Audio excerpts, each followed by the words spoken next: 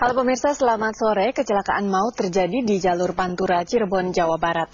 9 orang tewas dalam kecelakaan ini, sementara 4 orang lainnya mengalami luka parah.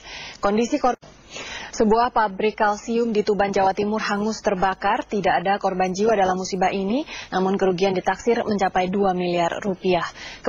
Halo pemirsa, selamat sore. Salah seorang anggota Komisi Pemilihan Umum Kabupaten Simalungun, Sumatera Utara, Robert Ambarita, hari ini menggelar konferensi pers di Medan, Sumatera Utara. Dalam konferensi pers ini, Robert mengaku disuap oleh Yopinus Ramli Saragih, kini menjabat sebagai Bupati Simalungun dalam Pilkada Kabupaten Simalungun Agustus 2010 yang lalu. Terkait pernyataan yang dikemukakan Robert Ambarita ini, JR Saragih ketika dimintai tanggapannya melalui telepon menolak tuduhan pemberian cek tersebut. JR Saragih justru mengaku ketika dirinya mengetahui ada salah seorang pegawainya yang memberikan cek kepada Robert Ambarita, JR Saragih langsung memblokir cek tersebut.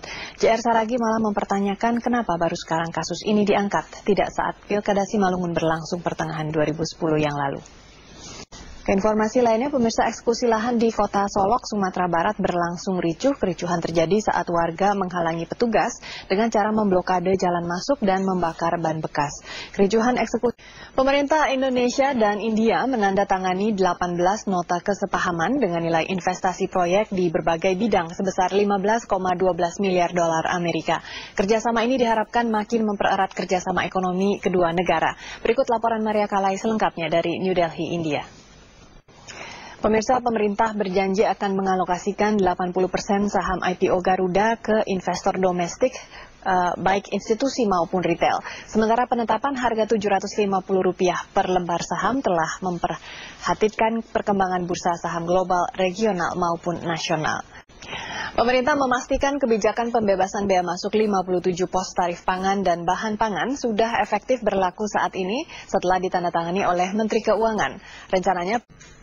Halo pemirsa, selamat sore. Hingga saat ini badan kapal lautan Teduh yang terbakar pada Jumat dini hari tadi di perairan Selat Sunda masih belum berhasil dievakuasi. Untuk mengetahui informasi selengkapnya, kita segera bergabung dengan Francisca Renata. Francisca, bagaimana kondisi badan kapal lautan Teduh saat ini? Ya, Frida. Baik, Francisca Renata, terima kasih atas informasinya. Halo pemirsa, selamat sore. Ratusan korban kebakaran kapal laut Teduh yang dirawat di Rumah Sakit Medika Krakatau sudah diizinkan pulang. Namun sebagian masih harus dirawat inap. Sementara itu korban selamat tidak kuasa menahan kesedihannya saat menjumpai anak mereka sudah tidak bernyawa. Informasi selengkapnya akan disampaikan Lori Singer. Lori. Hingga saat ini masih. Ya, Lori Singer, terima kasih atas informasi. Pemirsa, pemerintah memperkirakan inflasi tahun ini bisa menembus angka 6,6%. Peningkatan tersebut akibat perubahan harga sejumlah barang dan jasa yang diatur regulator melalui sejumlah kebijakan fiskal. Tekanan inflasi tidak dapat diredam hanya melalui instrumen suku bunga atau BI rate.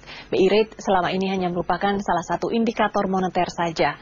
Bank Indonesia sendiri untuk meredam inflasi memerlukan instrumen lain, khususnya dari pemerintah. Industri sawit nasional berhasil menduduki peringkat puncak di dunia jika dilihat dari sisi produksi maupun ekspor. Namun demikian sebanyak 22% lahan perkebunan sawit di Indonesia ternyata dikuasai oleh Malaysia. Pelaku industri sawit meminta penetapan bea keluar minyak sawit mentah atau CPO dari progresif menjadi 3%. Pasalnya penerapan bea keluar progresif 25% dinilai tidak efektif untuk mendorong pengembangan industri hilir sawit.